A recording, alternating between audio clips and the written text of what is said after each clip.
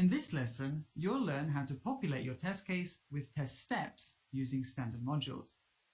You'll achieve this by looking at what TestSteps are, how and where you can create them within Tosca, and why to follow specific best practices when managing your TestSteps. As explained in previous lessons, every Tosca installation comes with a standard subset called standard.tsu. This contains a number of modules, including standard modules, which are used to perform common steering operations across many applications. Looking at an example in the system under test, let's say, for example, that you need to verify the shipping costs of an order. What is the first step that you need to take?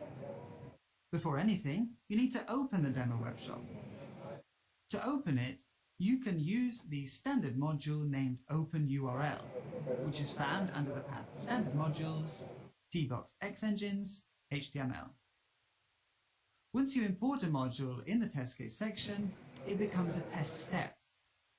A test step is an action that you want to perform on your system under test.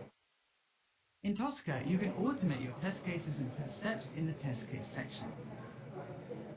Let's see exactly what this looks like. You can create a test step in multiple ways. One method is by dragging and dropping a module onto a test case or a test step folder. You can also use the function add test step. Simply right-click on the object into which or after which you want the test step to be added and select Search and Add Test Step. Another common method of creating a test step is to use the shortcut Ctrl-T. This shortcut can be used on different objects in Tosca, such as test cases, test steps, test step folders, test step values, and reusable test step blocks. The Add Test Step window then appears. Tosca will use the characters you type into the search field to perform a so-called fuzzy search. This will search for matching module names and reusable test step block names. Tosca will display the first 25 results that most closely match your search term. Characters that match the search term will be highlighted in the result. The closer the characters appear in the name of the item, the higher it will appear on the results list. Once a test step is added, it will appear at the bottom of the parent test case or test step folder.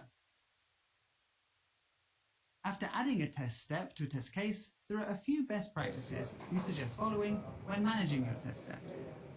This way, you'll make sure that there won't be any misunderstandings when working in a multi-user environment. Therefore, it's best practice to rename the test step to reflect its action. This ensures business readability when working in a team environment. For instance, in this test step, we want to open the web shop.